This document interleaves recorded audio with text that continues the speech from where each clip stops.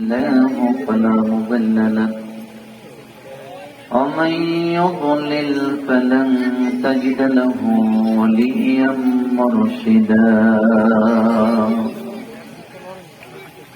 ونشهد أن لا إله إلا الله وحده لا شريك له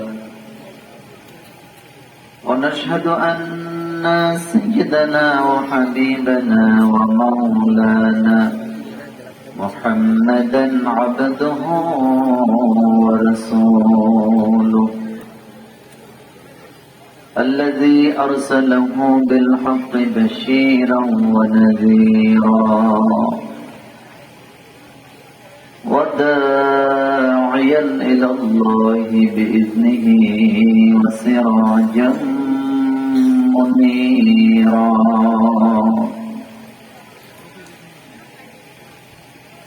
فقد قال الله تعالى في كلامه المجيد أعوذ بالله من الشيطان الرجيم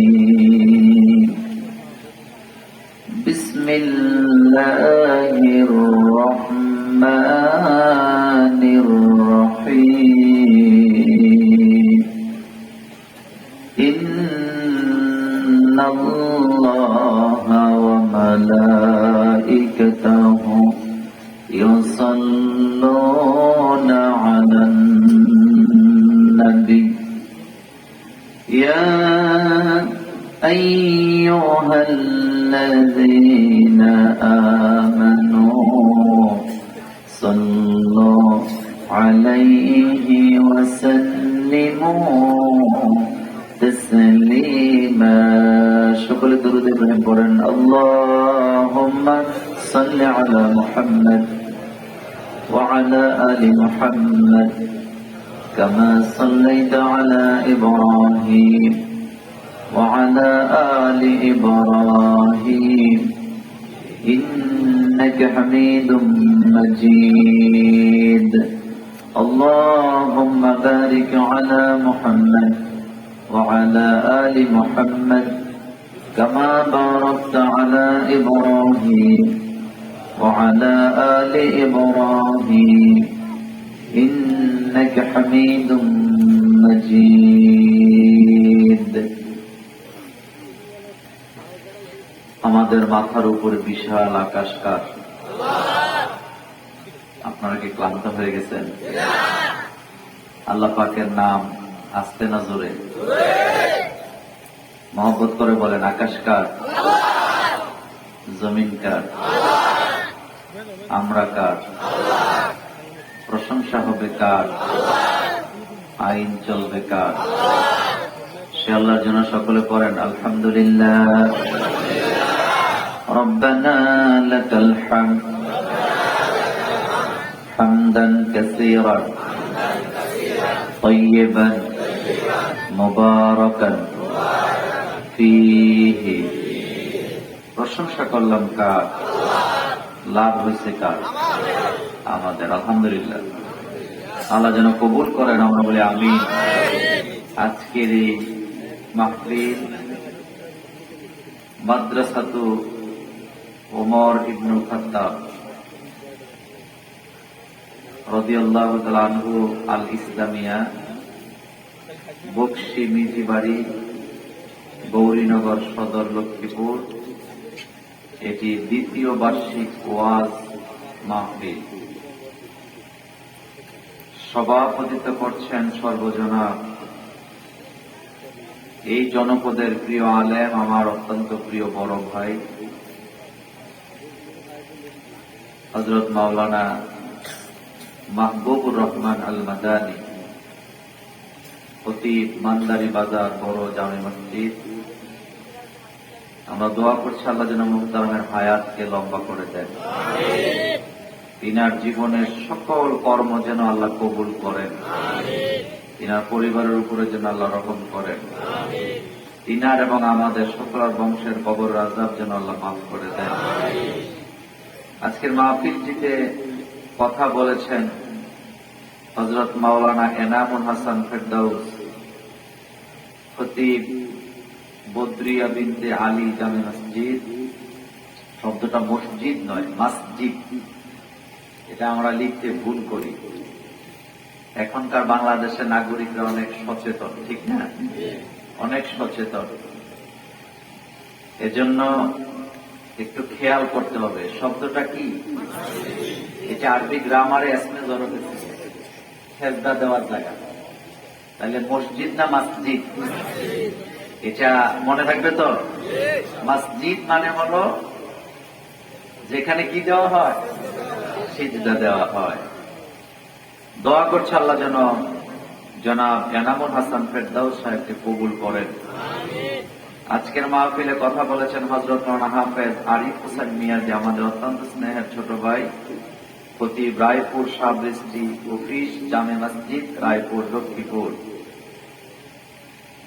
আজকের মাহফিলে কথা বলেছেন প্রধান আলোচক হিসেবে শেখ আব্দুল মমিন বিন আব্দুল খালেক, বিশিষ্ট মিডিয়া ব্যক্তিত্ব, সিনিয়র শিক্ষক, জামিয়া মুহাম্মদিয়া আরাবিয়া যাত্রাবাড়ি। ইন্তেজামিয়া কমিটির পক্ষে আছেন মিজানুর রহমান ভুইয়া। অত্র মাদ্রাসা আমাকে দাওয়াত দেওয়ার জন্য যারা কষ্ট করেছেন, কতগুলা যুবক আপনাদের এলাকাটায় ইসলামের আলোকে ছড়িয়ে দেওয়ার জন্য কষ্ট করে এই মাহফিলটা করালেন। পরিকল্পনা থেকে নিয়ে এখন পর্যন্ত যারা কষ্ট করেছেন, টাকা পয়সা দিয়েছেন, শ্রম দিয়েছেন, উপস্থিত হয়েছেন, আল্লাহ যেন সকলকে মাফ করে দেন। আগামী দিন জুমার দিন আমরা খুব লম্বা কথা বলবো না, আমরা দুইজন যারা বসে আছে আমরা দুইজনই খাটি জুমায় খুতবা দেই।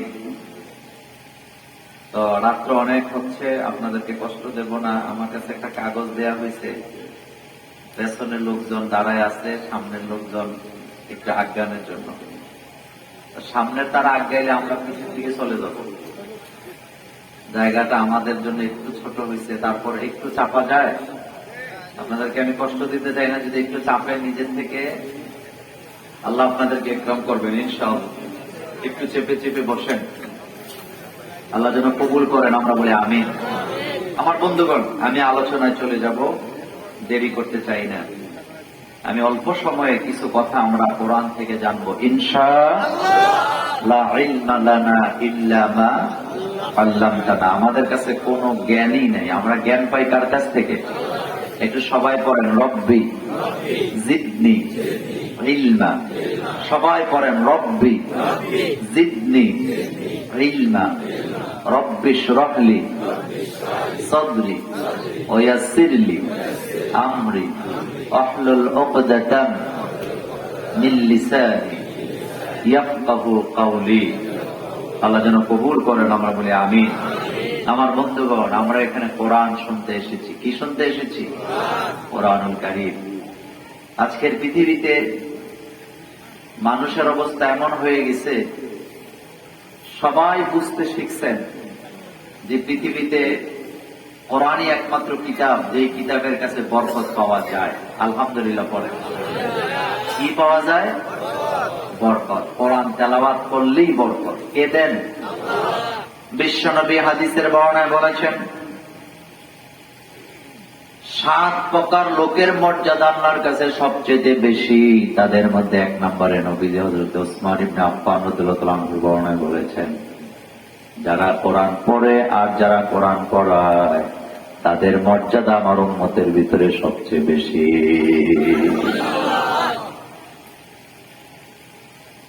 এমন কিতাব আল্লাহ আমাদেরকে দান করে দিলেন, এমন কিতাব আল্লাহ আমাদেরকে দান করে দিলেন। সারা পৃথিবীতে ৩৫০০০ উপরে ধর্ম আছে, কোন অনুসারীরা তাদের ধর্মীয় গ্রন্থ মুখস্থ করতে পারে না। কিন্তু আপনারা শুনলে আশ্চর্য হবে, বর্তমানে সারা পৃথিবীতে কোরআনের হাফেজের সংখ্যা ৩.৫ কোটির উপরে। সুবহানাল্লাহ। আসতে কয় কোটি? কেন হবে না? আল্লাহ কোরআনে বলছেন ওয়ালাকাদ ইয়াসসারনাল কুরআনা লিযিকরি ফাহাল মিন মুদ্দাকির। এই কোরআনটাকে মুখস্থ করার জন্য আমি আল্লাহ তোমাদেরকে সহজ করে দিয়েছি, বুঝার জন্য সহজ করে দিয়েছি। কেউ যদি বুঝতে আসতে চাও আসো, আমি আল্লাহ তোমাদেরকে কোরআন বুঝাইয়া দেব। এই কোরআনের কাছে সবাই বরকত খুঁজে আমার ভাইয়েরা। যারা কোরআনের আইন প্রতিষ্ঠা করতে চায় তারাও কোরআনের আইন দিয়া বরকত চায়। আবার যারা কোরআন মানে না, কোরআনের বিরুদ্ধে কথা বলে, তারাও যখন কোন ব্যবসা প্রতিষ্ঠান উদ্বোধন করতে যায় তখন আল্লাহর কোরআন দিয়েই তারা উদ্বোধন করে। এই কথা সত্য কিনা?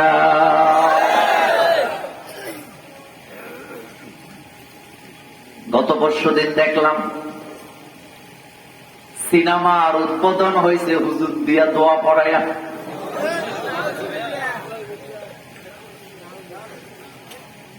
অনেকে মনে মনে বলবে হুজুররা কত খারাপ হয়ে গেছে, সিনেমার উদ্বোধন করতে যায় কোরআন তেলাওয়াত দিয়া। আমি বলি মিয়া সাহেব, হুজুরের এখানে কোনো দোষ নাই। কারণ আমাদের মন মানসিকতা কোরআনের ব্যাপারে এমন জায়গায় চলে গেছে আমার ভাইয়েরা, শতাব্দীর পর শতাব্দীর আমাদের এই অঞ্চলগুলোতে অবস্থাটা এমন হয়েছে, একটা বিড়ির দোকান দিবে, একটা জর্দার দোকান দিবে, একটা সিগারেটের দোকান দিবে, তামাকের দোকান দিবে, মিলাদ ছাড়া দোয়া ছাড়া শুরু করে না। কারণ বরকত পাওয়া যায় না, এই জন্য বিড়ির দোকান মিলাদ দিয়া দোয়া দিয়া শুরু হয়। এটা আমার বাংলাদেশে আছে না? না তো হুজুরের কি দোষ? আপনি দিচ্ছেন বিড়ির দোকান। আমার ভাইয়েরা মানদারি বাজারে খতিব সাহেবরা যায় বলতেন হুজুর একটা দোকান দিছি, আগামী দিন দোয়া করে দিয়ে। আমি জানতে চাই হুজুর যদি না যায়, হুজুরের বদনাম কপালে আছে না নেই? হুজুর যদি বলে না বেটা বিড়ির দোকান দিছো, দোয়া হবে কেন? কষ্ট পাবে না? বিরোধিতা করবে না? তো কোরআন আসছে বিড়ির দোকান উদ্বোধন করে নেবে কেন? হ্যাঁ, কোরআন আসছে মদের দোকান উদ্বোধন করার জন্য, কোরআন আসছে সিনেমা উদ্বোধন করার জন্য। তাইলে বোঝা গেল কোরআনের ব্যাপারে আমাদের এই অঞ্চলগুলাতে উল্টা পাল্টা ধারণা আছে না? না। আমাকে যদি প্রশ্ন করেন মোল্লা ভাই কোরআন আল্লাহ কেন পাঠাইছেন, আল্লাহ ১৫০০ বছর আগে জবাব দিয়ে রেখেছেন কোরআনে।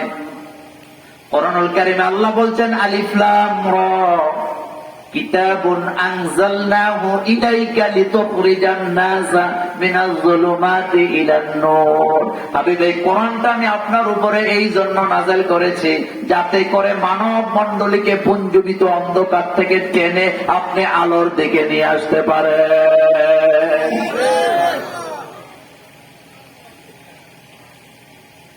সেই কোরআনের দাওয়াত এই জনপদে চলছে। একদল কোরআনের দাওয়াত দেওয়ার কারণে খানা বন্ধ, জেলখানা কপালে, আরেক দলের জন্য লাল গালিচা আছে না? না।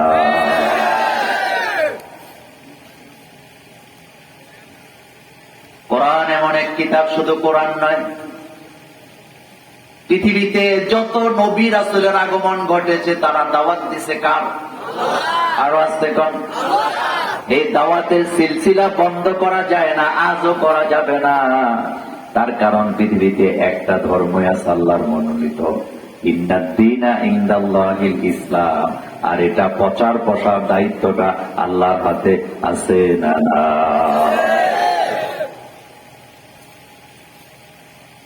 এই কোরআন বিলুপ্তি হবে না, এই কোরআন থমকে যাবে না আমার ভাইয়েরা। এই কোরআনের দাওয়াতকে থামায় দিবে দেওয়া যাবে না, তার একটাই কারণ আল্লাহ বলছেন এই কোরআনের হেফাজতের দায়িত্বটা আমি নিলাম। হাজার হাজার দায়ী আল্লাহ তৈরি করবেন, হাজার হাজার চলে যাওয়ার পরে আরো কোরআনের দায়ী তৈরি করা আছে না? না।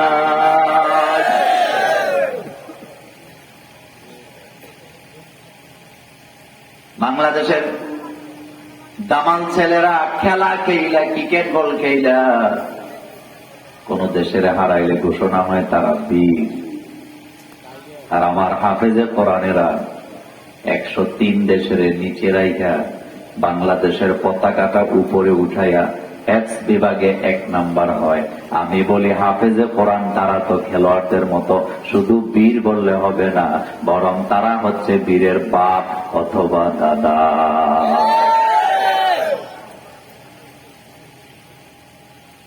আমার ভাইয়েরা, বিশ্ব নবীর উপরে কোরআন নাযিল হচ্ছেন। বুখারীর হাদিস, আম্মা জান আয়েশা সিদ্দিকা রাদিয়াল্লাহু আনহার বর্ণনা।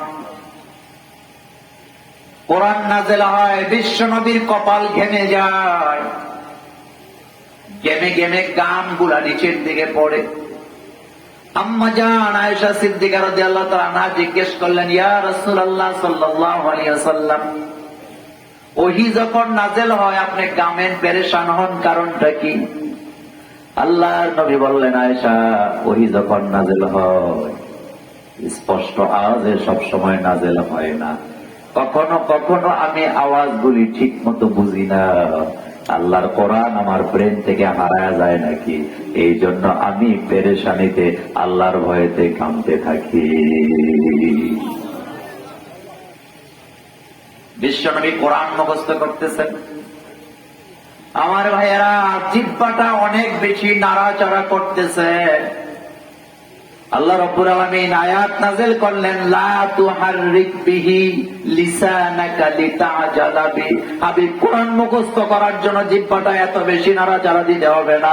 আমার জিবরাইল আপনাকে একবার শোনায় দিবে, আপনি আমার জিবরাইলের সাথে একবার তেলাওয়াত করবেন, আপনার কলিজার ভিতরে কোরআনটা আমি জমায়া দেব। ছেলেরা ডাক্তার বানাবে, ইঞ্জিনিয়ার বানাবে, বড় কোন অফিসার বানাতে চায়, ক্যাডেট অফিসার বানাতে চায়। ছেলেটা পড়তে পড়তে চোখে কম দেখে ডাক্তারের কাছে নিয়ে গেছে। ডাক্তার স্পষ্ট জানায় দেয়, ছেলে যদি ভবিষ্যতে বড় অফিসার বানাতে চান তাহলে ছেলেকে ভিটামিন খাওয়াতে হবে, প্রোটিন খাওয়াতে হবে, ভিটামিন সি খাওয়াতে হবে, ক্যালোরি খাওয়াতে হবে, ক্যালসিয়াম খাওয়াতে হবে, ডিম খাওয়াতে হবে, দুধ খাওয়াতে হবে, হরেক রকমের লিস্ট দেয় কি দেয় না? এত খাবার খাওয়ার পরেও ফার্স্ট ডিভিশনে ফেল মারে, এমন ঘটনা বাংলাদেশে আছে না নাই? আর হেফজখানাগুলিতে একটু যান, আগামী দিন সকালবেলা বাংলাদেশের হেফজখানাগুলা সকালের নাস্তাটা যায় একটু দেখে আসেন। প্রত্যেকটা হেফজখানায় সকালের নাস্তা আলুর ভর্তা আর পাতলা ডাল। এমন ডাল মুসুরি খুঁজে পাওয়া যায় না। এই আলুর ভর্তার ডাল খাইয়া লক্ষ লক্ষ কোরআনের হাফেজ সারা পৃথিবীতে আছে না না?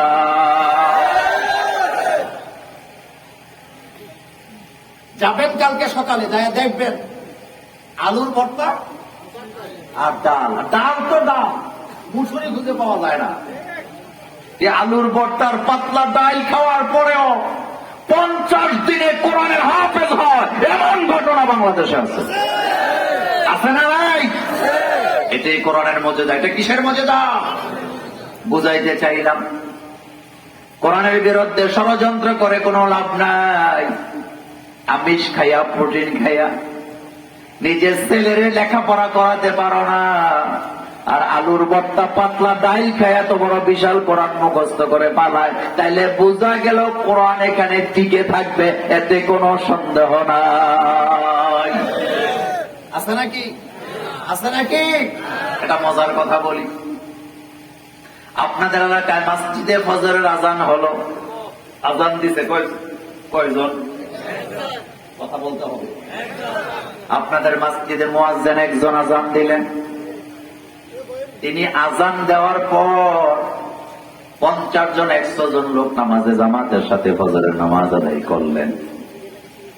করার পরে সকালবেলা 7:30 বাজে খবর আসছে, আপনাদের মসজিদে যে লোকটা আজান দিছিল তিনি ইন্তেকাল ফরমাইছে, অর্থাৎ তিনি মারা গেছে। এখন জানতে চাই, এই গ্রামের নাম কি? হরিনগরে যিনি ফজরের আজান দিছিলেন তিনি তো মারা গেছে। এখন জানতে চাই, জোহরের নামাজের আজান দেওয়ার মতো মুয়াজ্জিন আপনাদের এই এলাকায় নাই? লক্ষ্মীপুর থেকে ভাড়া কইরা আনা লাগবে। লাগবে? আছে না নাই? একজন, দুইজন, একাধিক আছে না নাই? আর একটু ভালো করে খেয়াল করেন,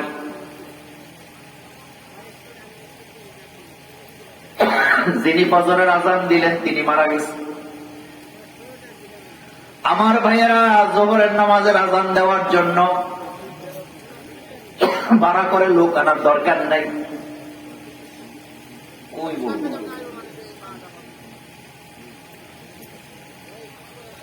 সামনে আসা যন্ত্রপাত কই আছে?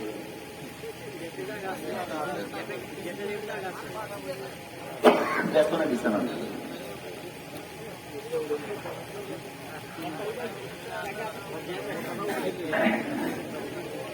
আপনারা কি একটু সামনে আসতে পারবেন?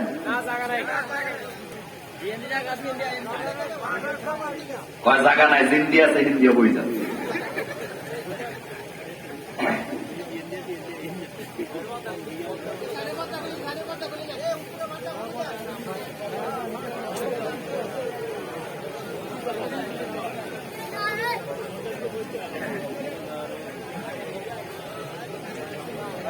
এবার জবাব দেন যুবক ভাইদের কাছে, জানতে চাই, ফজরের আজান যিনি দিলেন তিনি তো মারা গেলেন জোহরের আগে। জোহরের আজান দেওয়ার মতো মুয়াজ্জিন আপনাদের এলাকায় আগেই তৈরি করা আছে না? না, উখরিজা লিন্নাস, কার কথা? এবার জোহরের আজান যিনি দিলেন, আনফরচুনেট ওই লোকটা, ওই মুয়াজ্জিন সাহেব আসরের আগে মারা গেছে। আমি জানতে চাই, আসরের নামাজের আজান দেওয়ার লোক আপনাদের এলাকায় আগেই তৈরি করা আছে না? না, আসরের আজান যিনি দিলেন তিনিও মাগরিবের আগে মারা গেল। জানতে চাই, মাগরিবের আজান দেওয়ার লোক তৈরি করা আছে না? মাগরিবের আজান যিনি দিলেন, এশার আগেও যদি তিনি মারা যায়, এশার আজান যিনি দিলেন তিনিও যদি ফজরের আগে মারা যায়, আমার ভাইয়েরা, এই অঞ্চলে হাজার হাজার মুয়াজ্জিন তৈরি করা আছে না? না, আমি বুঝাইতে চাইলাম, ইসলাম এমন এক বিধিবিধানের নাম, কোরআন এমন এক অনুসারীদের নাম, এমন এক অনুসারীদের কাছে কোরআন আছে আমার ভাইয়েরা, তাদের থেকে একজন যদি জেলখানায় আটকায় দেওয়া হয় আরেকজন আছে, আরেকজন যদি আটকায় দেওয়া হয় আরেকজন আছে, দিতে দিতে হাজার হাজার আলেম যদি আটকানো হয়, এরপর আল্লাহর কোরআনের দায়ী হিসাবে লক্ষ লক্ষ যুবক তরুণ আলেম এই দেশে আছে না? না,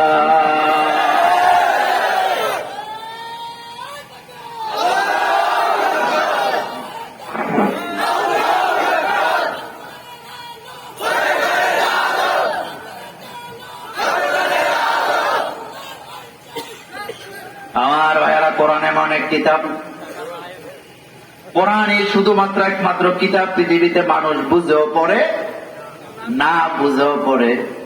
কোরআন না বোঝা পড়ে সংখ্যাটা কম না বেশি?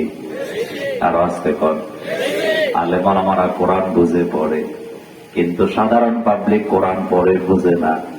আমার ভাইয়েরা, বুখারীর একটা সময় ছিল আমাদের মুরব্বীরা তাসবিহ বুঝতো না, মদ বুঝে না, গুন্না বুঝে না, সিফাত বুঝে না, তাসবিদুল কোরআন কাকে বলে তারা সেটা বুঝতো না। কিন্তু এরপর কোরআন শব্দগুলা ধাক্কায় ধাক্কায় সুর করে তারা পড়তো। এমন একটা যুগ ছিল কি ছিল না? আর আস্তে এখন ছিল কি ছিল না? আল্লাহর নবী বুখারীর হাদিসে বলেছেন, আল মাহিরু বিল কোরআন, যারা কোরআনের মাহের, যারা কোরআন নিজে বুঝে পড়ে অন্যকে কোরআন বুঝাই দিতে পারে, তাদের সাধারণ মানুষ তাদেরকে মনে করবে না, বরং তাদের মর্যাদা হলো আকাশের ফেরেশতার মতো। সুবহানাল্লাহ, তাদের মর্যাদা আকাশের ফেরেশতার মতো। এরপরে আল্লাহর নবীজি বললেন, এরপরে রাসূলুল্লাহ সাল্লাল্লাহু আলাইহি ওয়াসাল্লাম বললেন, আমার উম্মতের ভিতরে যারা ধাক্কায় ধাক্কায় কোরআন পড়বে, আল্লাহ তাদেরকে খুশি হইয়া দ্বিগুণ সওয়াব দান করে দেয়। কেন দেয়? কারণ একটা হলো কষ্ট করে পড়ে, কষ্টের জন্য একটা সওয়াব, তেলাওয়াতের জন্য। তাহলে বোঝা গেল কোরআন আমি জানতে চাই কোরআন তেলাওয়াতের কর্মসূচিটা কার দেয়া? আরো জোরে বলেন। আপনাদের বড় মসজিদের খতিব সাহেবের দেওয়া, লুৎফুর রহমান সাহেবের দেওয়া? কার দেওয়া? প্রত্যেকদিন সকালবেলা কোরআন তেলাওয়াত করতে হবে আমার ভাইয়েরা। এই জাতিকে যদি কোরআন বোঝাতে আমরা ব্যর্থ হই, এই জাতি গুমরা হওয়ার 100% সম্ভাবনা আছে না? না, কি আকীদা কোরআনের ব্যাপারে? এবার বলেন, কোরআন কি আল্লাহ জিন্দা মানুষের জন্য নাযিল করছে না মুর্দা মানুষের জন্য? আসতে বলেন কেন? এই কোরআন আপনার খতিবরে আপনারা জিজ্ঞাসেন। আপনি তো যুগের পর যুগ বড় মসজিদে খুতবা দেন,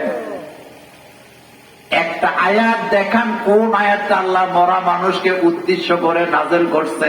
কোরআন থেকে একটা আয়াত তিনি দেখাতে পারবেন না, আমি দেখাতে পারবো না।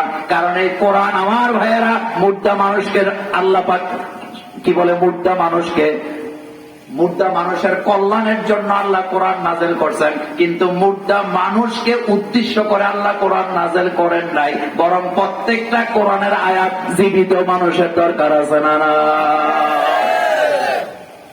কোন আয়াত মরা মানুষের জন্য আল্লাহ নাযিল করছে বলেন? সাপ আর ব্যাঙ নাকি দুস্তি করছে? সাপ আর গল্প, নিতান্তই গল্প, হাদিস কোরআন না। তো সাপের অভ্যাস হইল বাঁকা হয়ে হাঁটা, বাঁকা হয়ে খালি বাঁকা, সোজা হয় না। ব্যাঙ বলতেছে, দোস্ত যেই তরিকায় তুমি হাঁটো আমার ভয় লাগে, পাবলিক পাইলে তোমার খবর আছে। বেটা এই ব্যাপারে কোনো কানই দেয় না। পাবলিক একটা লাঠি নিয়ে আসছে, সাপ যখন আমরা দেখি কি করি, লাঠি দিয়া লাগাইছে পিঠা, ব্যাঙ মশাই তো লাফ দিয়ে পড়ে গেছে পানিতে। ব্যাঙের পাইছে কারে?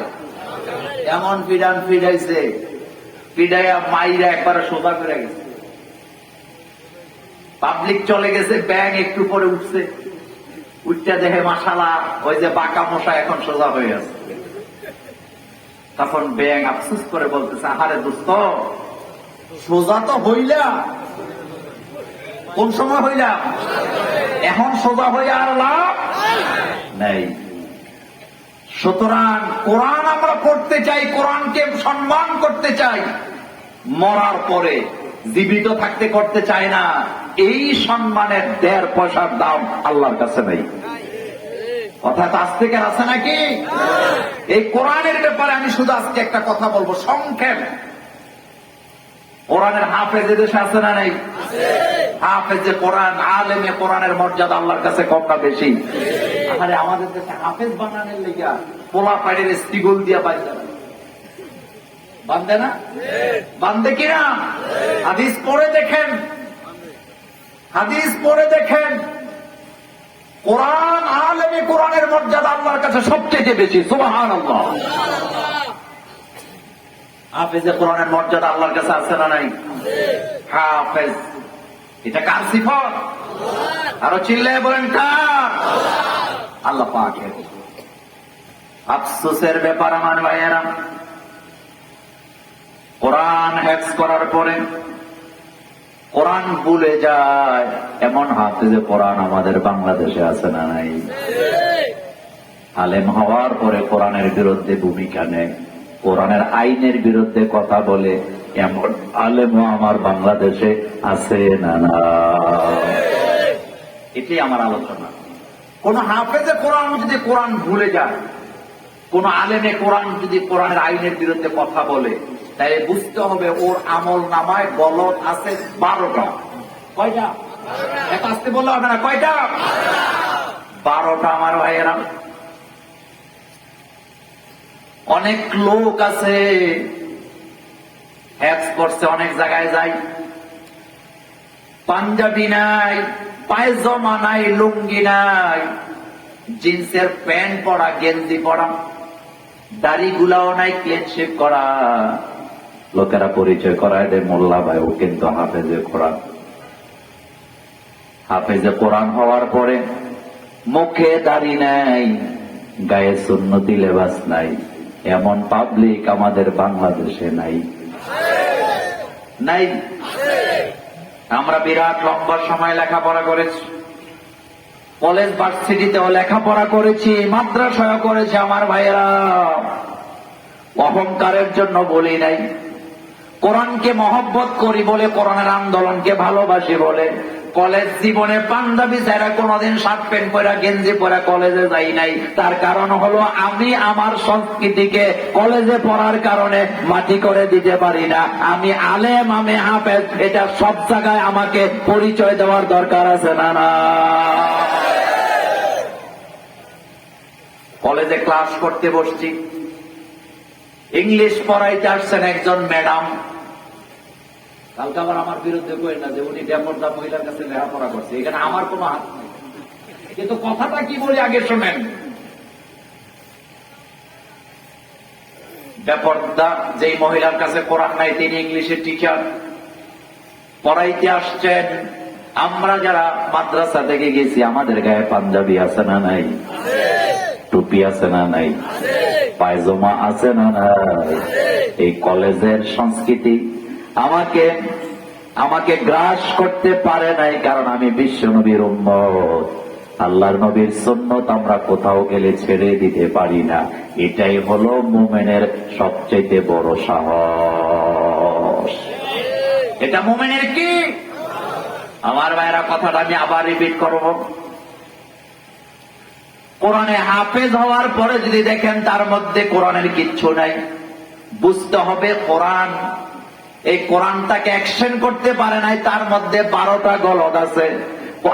আলেমে কোরআন হওয়ার পরে সেই লোকটা যদি আল্লাহর কোরআন আইনের বিরোধিতা করে, তাহলে বুঝতে হবে তার ভিতরে 12টা অপরাধ থাকার কারণে কোরআনের মহব্বত তার কাছে নাই, যার কারণে মিম্বরে দাঁড়ায় ঠিক হক কথাগুলি জবান দিয়ে আসে না।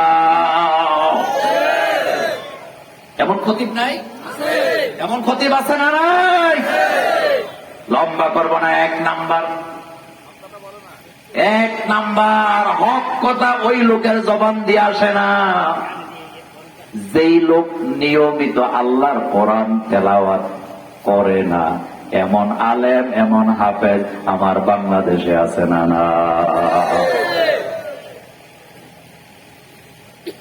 আমি খতিব, আমি মসজিদের ইমাম, আমি মনে করি সকালবেলা মক্তব, দুপুর বেলা দাওয়াত, 4 দিনা 5 দিনা, মাঝে মধ্যে বিভিন্ন দোকানে যায় দোয়ার অনুষ্ঠান করা, আর জুমার দিন বড় জোর একটা কিছু, যেই খুতবা লেখা আছে 12 চাঁদের 13 খুতবা, ওইটা ছায়া ছায়া বললা ফেলা। আমি মনে করি এটাই আমার দায়িত্ব। কিন্তু লক্ষ্মীপুরের মানুষ জানতে চায় একজন খতিবের কাঁধে অনেক বড় গুরু দায়িত্ব আছে না না? তিনি খতিব, তিনি কি? তিনি কি দেয়? খুতবা দেয়। খুতবার ব্যাখ্যা, খুতবার সংজ্ঞাটাই তিনি বুঝে নাই। খুতবার সংজ্ঞা হলো মসজিদে দাঁড়ায় কিচ্ছা কাহিনী বলা নয়। খুতবার সংজ্ঞা হলো চাঁদের মর্যাদা শোনানো নয়।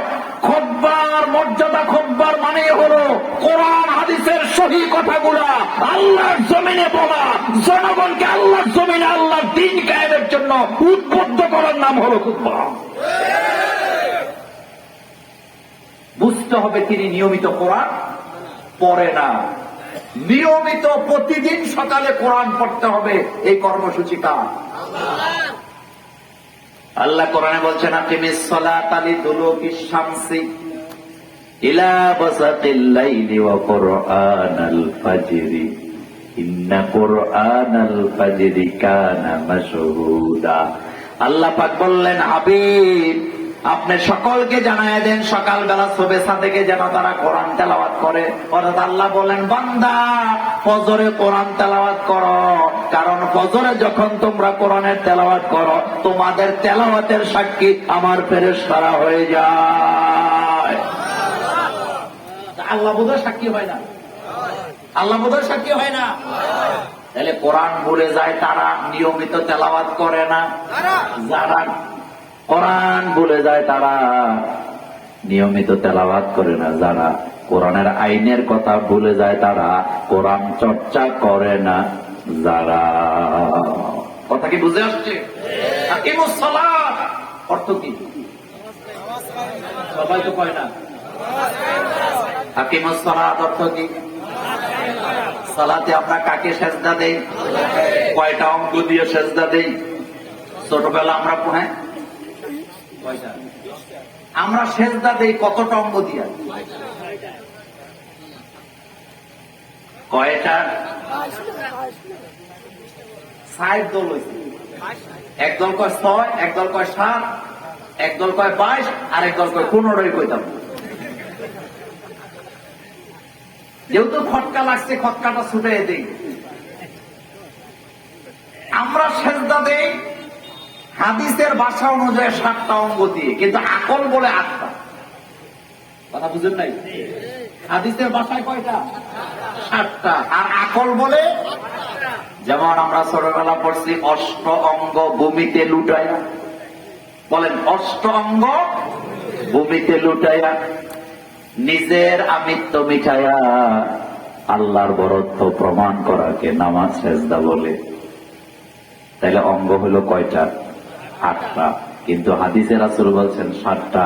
তার মানে রাসূল কপাল আর নাককে বলছে একটা, তাহলে ৭টা হয়। 2 হাত, 2 হাত, 2 হাঁটু, কয়টা? 2 আঙ্গুল,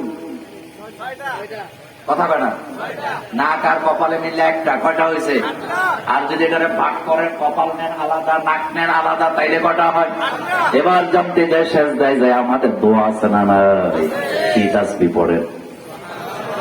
সবাই বলেন সুবহানা রাব্বিয়াল আ'লা।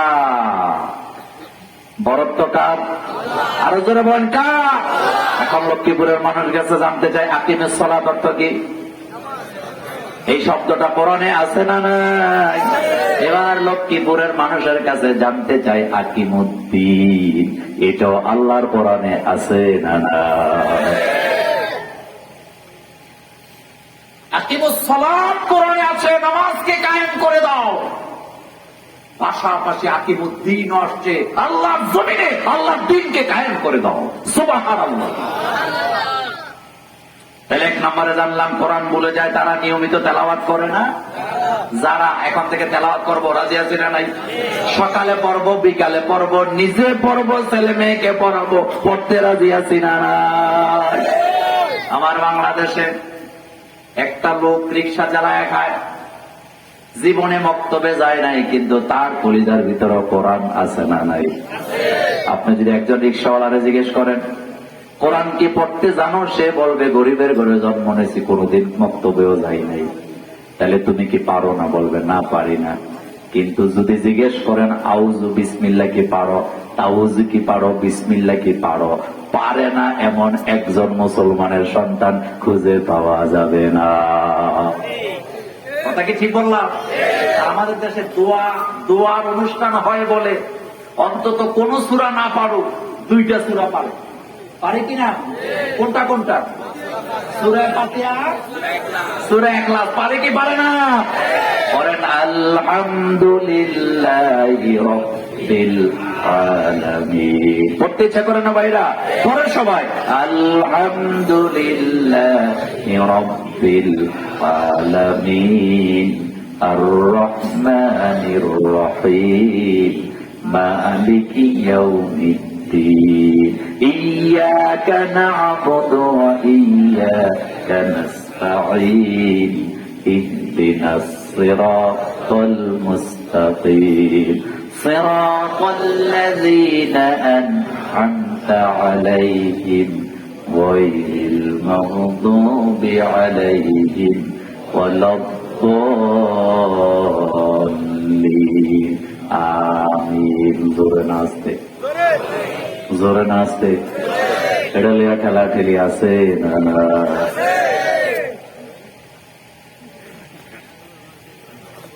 আমরা কপাল পরা মুসলমান, যেই জাতিকে আল্লাহ কোরআনে বারবার বলছে ওয়াতাসিমু বিহাবলিল্লাহ, আল্লাহর রজ্জুকে তোমরা আঁকড়ে ধরো, বিচ্ছিন্ন হয়েও না। যেই জাতিকে বিশ্বনবী নামাজের আগে বলতেন আকিমুস সুফুফাকুম ওয়া তারাসসু, যেই জাতিকে এতটা অর্ডার দেওয়া হলো কাতারবদ্ধ ভাবে থাকো, সীসা ডালা প্রাচীরের মতো একতায় থাকো, যেই জাতিকে বলা হলো আল্লাহর যুগে তোমরা একবারে একতাবদ্ধ হয়ে তোমরা ধরো, সেই জাতি আমিন জোরে বলা ঠেলা আর আস্তে বলা নিয়া ঠেলা ঠেলি কইরা মসজিদকে বাদ করে কবরস্থানকে বাদ করে দেয়, এমন মুসলমান আমাদের সমাজগুলোতে আছে না? না,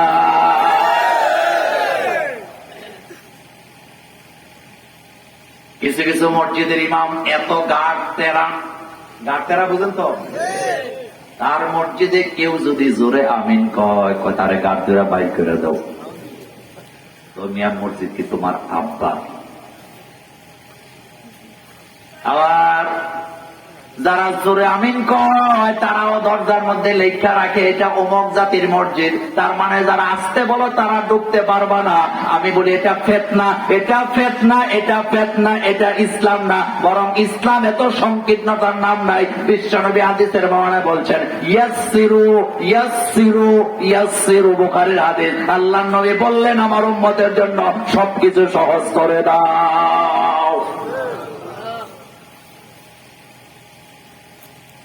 ইয়াসসিরু বলেছেন মুহাম্মদ, বুখারীর সহিহ হাদিস।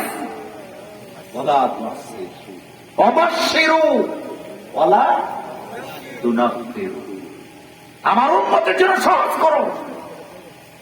বিশ্বনবীর সামনে যখন দুইটা অপশন আসতো, কয়টা?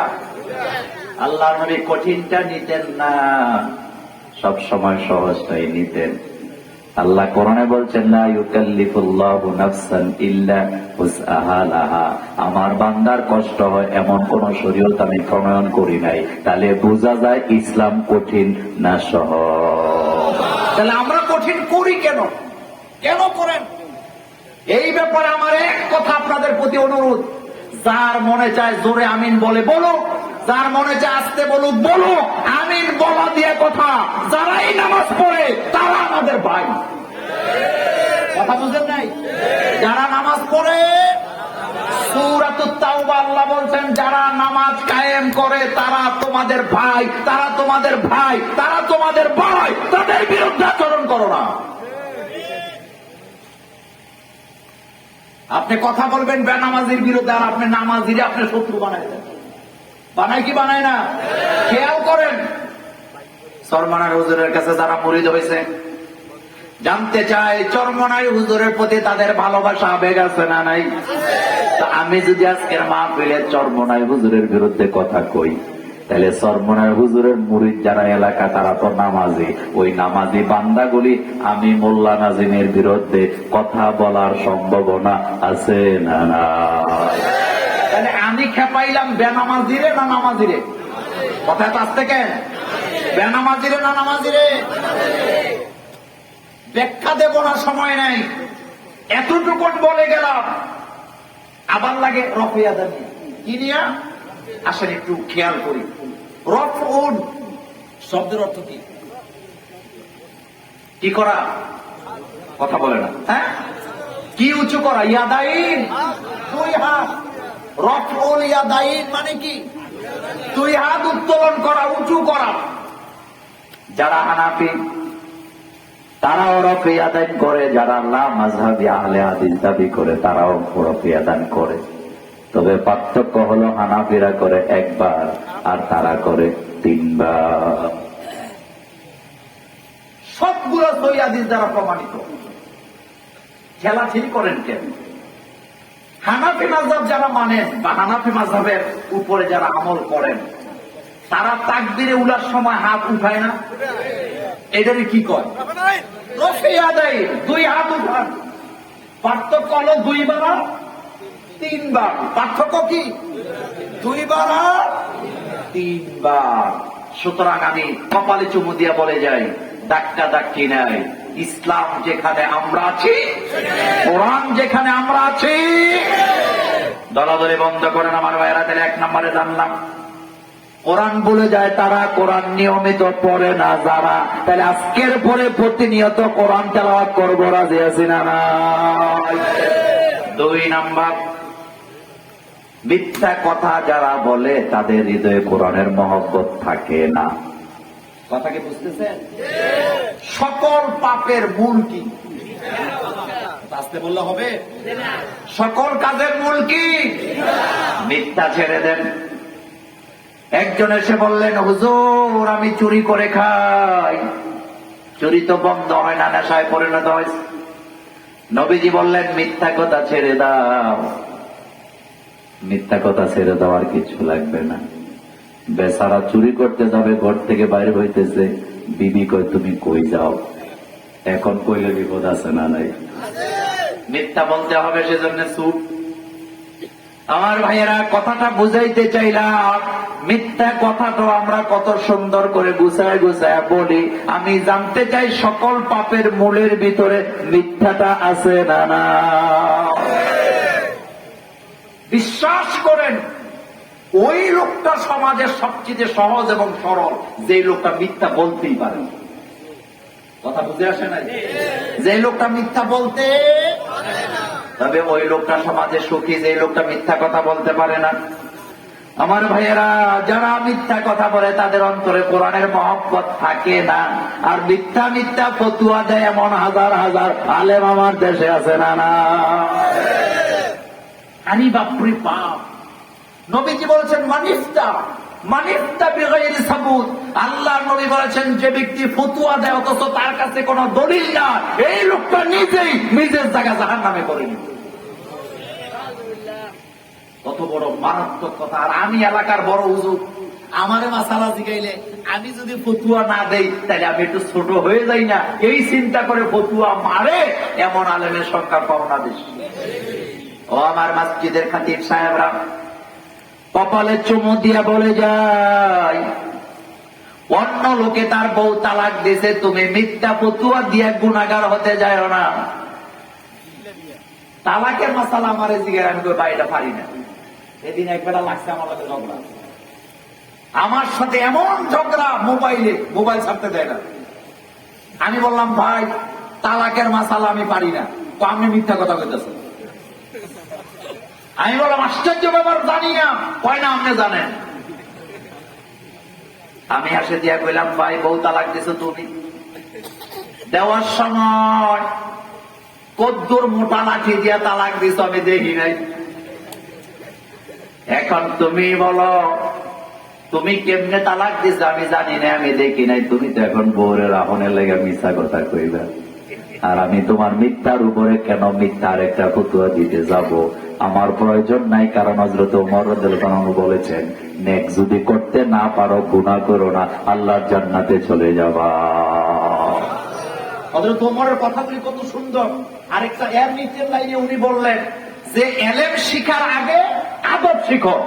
এলেম শিখার আগে, কারণ বেয়াদব শিক্ষিত হইয়া কোনো লাভ নাই। ম্যাক্সিমাম লোক তালাক দিয়া বউলুই আবার খাইতে চায়। চট্টগ্রামের এক মহিলা, আজ থেকে 6 মাস আগের ঘটনা, আমারে ফোন দিছে, দিয়ে বলতেছে, হুজুর আমাদের স্বামী স্ত্রীর মধ্যে আজ থেকে 3-4 মাস আগে বিরাট একটা কাহিনী ঘটে গেছে। এখন আমি আলাদা রুমে থাকি, আমার স্বামী আলাদা রুমে থাকে। তা আমি বললাম, থাকেন, অসুবিধা কোথায়? তো অসুবিধা হইলো রাত্রেবেলা আবার আমার কাছে আইয়ে। তা আমি বললাম, আপনি তাকে দরজা লাগায় দিবেন, এখান থেকে বাইর করে দিবেন। সহজ সরল মহিলা তো কয়, হুজুর স্বামী কাছে আইলে কি বাধা দেওয়া যায়? ওইটা আমার বলা হাসির খোরাক নেওয়ার ব্যাপার নয়। ব্যাপার হলো এখানে গুনাহ আছে না নাই? তালাক দেওয়ার সময় দেয় একরকম, হুজুরের কাছে ফতুয়া তালাশের সময় একেবারে ঘুরাইয়া গাড়াইয়া কয়, এরকমের ডাকাইত আছে না নাই? কত ভয়ানক কাজ। ইসলামের ভিতরে সবচেয়ে নিম্নমানের হালাল কোনটা? কোনটা বুঝাইতে চাইলাম আমার ভাইয়েরা। কোরআন বলে যাবে তারা মিথ্যা কথা বলে, যারা সেই মিথ্যা কথা ছাড়ার দরকার আছে না নাই? 3 নম্বরে কোরআন তারা বলে যায় যারা সুন্নতের উপরে নিজেকে প্রতিষ্ঠিত রাখতে পারে না। এই সংখ্যাটা আমাদের সমাজে নাই, আমাদের সমাজে নাই। ব্যাখ্যা দেব না, সংক্ষেপে বলে দিয়ে যাব। সুন্নতের দাম এত বেশি, সুন্নতকে হালকা করে দেখার কোন সুযোগ নাই। অথচ ইদানিং দেখি জোহরের নামাজের সময় সুন্নত পড়ে না, এই সংখ্যাটা কম না বেশি? আপনি যদি বলেন বেটা সুন্নত পড়লা না, ধমকি দিয়ে উল্টা করবো সৌদি আরব যাইছি তারা পড়ে না, এর লেগে আমিও পড়ি না, এমন মুসল্লি আমাদের লক্ষ্মীপুরে আছে না? আরো মজার কথা বলে দিয়েছেন, জুমার দিন যদি ঘোষণা করা হয় বাকি নামাজের পরে দোয়া আছে, দোয়ার পরে তাবারুক আছে, ওই দিন আর মুসল্লিরা বাইরে হয় না, সুন্নতে দাঁড়ায় যায়, চুপচাপ বসে থাকে। আর যেদিন এই ঘোষণা হয় না, সালামটা ফিরে দেয়, এরপরে আস্তে করে জুতাগুলো লইয়া বাইর হইয়া চলে যায়, এমন মুসল্লি আমাদের সমাজে আছে না নাই? তাইলে বোঝা গেল মসজিদে যাওয়ার পরে তাবারুকের মহব্বত আছে যত, সুন্নত নামাজের মহব্বত নাই তত। আমি জানতে চাই এই সুন্নত গুলা আমাদের আমল নামায় অতি প্রয়োজন, হাসরের ময়দানে আছে না নাই? সহিহ হাদিস দ্বারা প্রমাণিত, কিয়ামতের ময়দানে সুন্নত গুলো আমাদের কাজে লাগবে কি লাগবে না? টুপি সুন্নত, খেয়াল করেন, দাড়ি সুন্নত, আমার ভাইয়েরা নেসফে সাক কাপড় পরা সুন্নত। আপনি বলবেন এটা সুন্নত মানি না, সুন্নত না মানতে না মানতে না মানতে আপনার অবস্থা এমন জায়গায় দাঁড়াবে, একটা সময় আপনি সুন্নতে মুআক্কাদা ছেড়ে দিবেন, এরপরে একটা সময় আপনি ওয়াজিব নামাজ ছেড়ে দিবেন, এরপরে একটা সময় আপনি যে ফরজও ছেড়ে দিতে পারেন, এই ব্যাপারেও সন্দেহ আছে না? না, একটা লোহা মরিচা একদিনে ধরে না আস্তে আস্তে ধরে, মরিচা আস্তে আস্তে ধরে ধরতে ধরতে এমন পর্যায়ে চলে যায় এই লোহার কোনো কাজে লাগে না। কথা কি ঠিক বললাম? তাহলে কোরআন বলে যায় তারা সুন্নত মানে না। 4 নম্বরে কোরআন বলে যায় তারা চুরি করে যারা, এমন চোর আমাদের সমাজে নাই, আরো আসতে কম চোর আছে না? নাই, চোর তো হরেক রকমের আছে, কেউ করে টাকা চুরি, কেউ করে স্বর্ণ চুরি, আবার কেউ আল্লাহর কোরআন লুকায় রাখে, এমন চোর আছে না? না, ব্যাখ্যা দিলাম না, খাপে খাপে মিলাই নিবেন। 5 নাম্বার, কোরআন বলে যায় তারা বিনা অনুমতিতে কারো মাল ব্যবহার করে তারা। এরকম নাই? এরকম নাই? আহারে, চেয়ারম্যান সাহেব, এমপি সাহেব, মন্ত্রী সাহেব, ওই মাল যেটা সরকারি এটা নিজের দরকারি, টেলিফোনের বিল দেয় না 10 বছর, এরকম আছে না? নাই, মালটা কার? জনগণের। ব্যাখ্যা দিলাম না আমার ভাইয়েরা, বিনা অনুমতিতে যদি কারো মাল ব্যবহার করে তার হৃদয়ে কোরআন থাকবে না, কোরআন চলে যাবে। 6 নম্বরে যারা হারাম খায়, কি খায়? হারাম তো আমাদের এলাকায় নাই, কথায় তো আসতে বলেন কে? ওই শরীরটা জান্নাতে যাবে না যেই শরীরের রক্ত মাংসগুলা তৈরি হচ্ছে কি দিয়া? কি দিয়া? লা ইয়াদখুলুল জান্নাতা জাসাদ, লা ইয়াদখুলুল জান্নাতা জাসাদ। নবীজি বলেছেন ওই শরীরটা জান্নাতে যাবে না যার শরীরটা তৈরি হয়েছে হারাম খানা দিয়ে। বুঝিয়াবি হারাম, সাবধান হয়ে যান, যারা হারাম খায় তাদের হৃদয়ে কোরআন। 7 নাম্বার, বারবার যারা কবিরা গুনাহ করে তাদের হৃদয়ে কোরআন থাকে না, এরকমের কবিরা গুনাহ করে আছে না? না। 8 নাম্বার, পিতা মাতার সাথে যারা নাফরমানি করে, তাদের সাথে পিতা মাতার সাথে যারা নাফরমানি করে, যত বড় মসজিদের ইমাম হন, যত বড় পীর হন, মা বাপ যদি আপনাকে বদদুয়া দেয়, জীবন আছে না গেছে? মা বাপের বদদুয়া আপনাকে ফিরাইয়া দিতে পারে এমন আল্লাহর ওলির জন্ম পৃথিবীতে হয় নাই। মা বাপের বদদুয়া বড় মারাত্মক। 9 নাম্বার, ওস্তাদ আর মুরব্বীদের সাথে যারা বেয়াদবি করে, এমন বেয়াদব আছে না?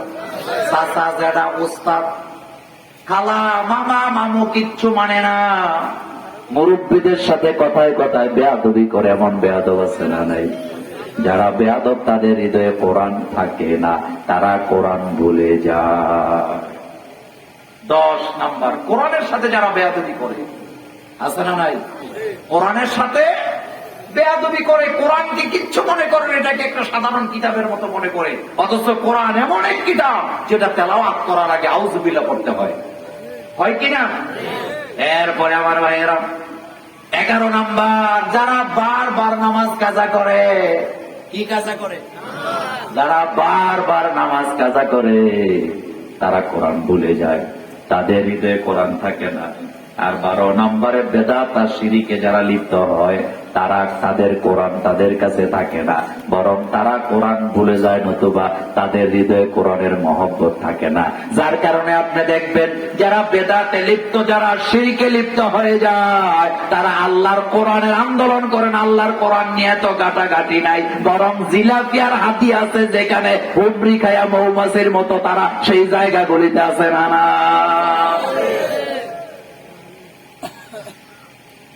তারা কোরআনের জন্য নাই, তারা কোরআনের জন্য নাই, তারা কিসের জন্য আছে? জিলাপিয়া হাদিয়া, হাদিয়ার জিলাপি যেখানে আমরা আছি সেখানে। আফসোস মুসলমানের জন্য, আমরা আমাদের মিশন আর ভিশন থেকে দূরে সরে গেছি। আমাদের মিশন আর ভিশন ছিল আল্লাহর জমিন, আল্লাহর কোরআনের দাওয়াত দেওয়া, রাসূলুল্লাহ সাল্লাল্লাহু আলাইহি ওয়াসাল্লামের সহিহ হাদিসগুলোকে মানুষকে জানানো, নিজেরা আমল করা।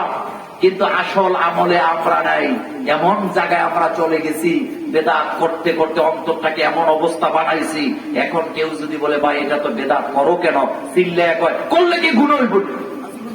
আজীবন করি আইছি, বলে কি বলে না? কথা বলেন, বলে কি না? আমার ভাইরা ঠান্ডা মাথায় বুঝেন, কোরআন এমন এক কিতাব, হাযা বায়ানুল লিন্নাস, আল্লাহ বলে এই কোরআনটা তোমাদের জন্য, মানুষের জন্য স্পষ্ট দলিল করে আমি নাযিল করেছি। কোরআনের ভিতরে কোনো বক্রতা নাই, ইনডাইরেক্ট কোনো কথা নাই, কোরআনকে স্পষ্ট দলিল হিসাবে আমাদের জন্য নাযিল করেছেন কে?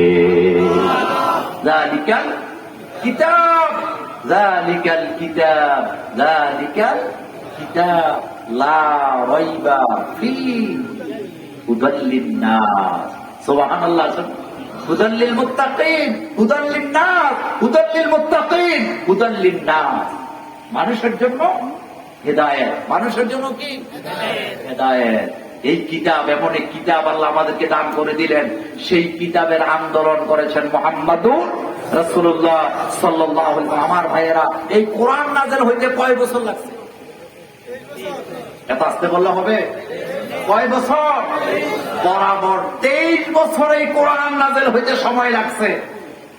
আল্লাহ যদি ইচ্ছা করেন একটা পাণ্ডুলিপি বানাইয়া এই কোরআনটাকে আমাদের কাছে দিয়ে দিতে পারতেন, কিন্তু না, বরাবর 23 বছর লাগায় আল্লাহ কোরআন নাযিল করে দিলেন। 23 বছরে কোরআন আসলো। কোরআনকে তন্ন তন্ন করে আমাদের মুফাসসিররা খুঁজলেন, আলাদা আলাদা সাবজেক্ট যদি আপনি খুঁজেন, সারা পৃথিবীতে এমন কোন সাবজেক্ট খুঁজে পাওয়া যাবে না যেই জিনিসের কথা আল্লাহর কোরআনে নাই। আপনি কি চান? আপনি শিষ্টাচার চান? কোরআনে আছে না নাই? আপনি অধিকার চান? কোরআনে আছে না নাই? আপনি জুলুজি চান? কোরআনে আছে না নাই? আমার ভাইয়ের, আপনি চিকিৎসা চান? চিকিৎসা শাস্ত্র কোরআনে আছে না নাই? গুগলে যদি আপনি ঢুকেন, গুগলে যদি আপনি সার্চ দেন যে এই আধুনিক বিশ্বে আধুনিক চিকিৎসা বিজ্ঞানের সবচেয়ে বেশি অবদান কাদের, গুগল থেকে জবাব আসবে মুসলমানের। সুবহানাল্লাহ বাড়ি যে কইেন কাদের? যেই কোরআন চিকিৎসা দিতে জানে, যেই কোরআন শিষ্টাচার শেখায়, মানুষকে মানুষ বানায়, সেই কোরআনের ভিতরে দেশ কিভাবে চলবে সেই আইনগুলো কোরআনের ভিতরে আছে না না? আল্লাহর জমিনে আল্লাহর দ্বীন কায়েম হোক, এটা কি আমরা চাই? তুই হাত উঁচু করে আমার আল্লাহকে দেখা দেই, হাত উপরে, হাত উপরে।